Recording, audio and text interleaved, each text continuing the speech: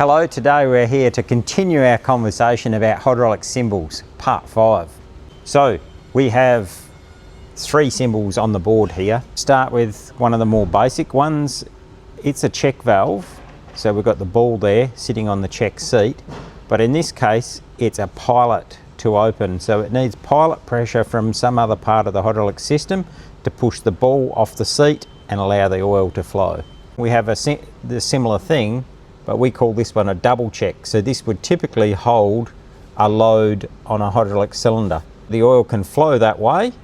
At the same time it puts pilot pressure onto here, opens that ball and lets the oil flow back this way. We put oil in this way, the oil flows that way, pilots this one open and lets the oil flow back. When there's no pressure on either of these, the oil is locked up the top there in the hydraulic cylinder. Down here we have what we call a double counterbalance valve. We've listed the 4 ports, V1, V2, C1, C2. This is a somewhat more complex load holding valve than what the double check is. So how does it work? Load holding is its number 1 function. So when no flow is happening at V1 or V2, the counterbalance is closed at C1 and C2. That means that the pressure is locked in at C1 and C2, and that keeps the cylinder locked in place, supporting a suspended and overrunning load without drifting. So the second function of the valve is where the spring settings. Here we have, you'll notice here we've got a spring. We've got a little arrow through there indicating that this is adjustable.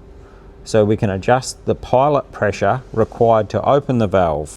So for the number 2 function, controlled motion, say the directional flow valve sends flow to V1, trying to extend the cylinder.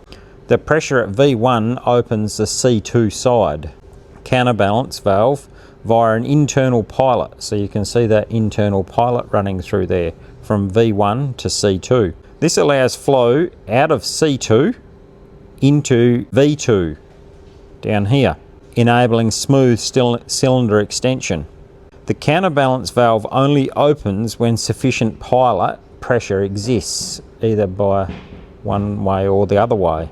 So when we're reversing the flow, e.g. V2 is pressurized, this activates the C1 side of the counterbalance valve, so the pilot pressure runs across there and they're allowing flow from C1 to V1. So just to recap, there's 3 functions of the valve: prevent load runaway and hold a gravity loaded application in place to lock the load in place and ensure smooth and controlled motion.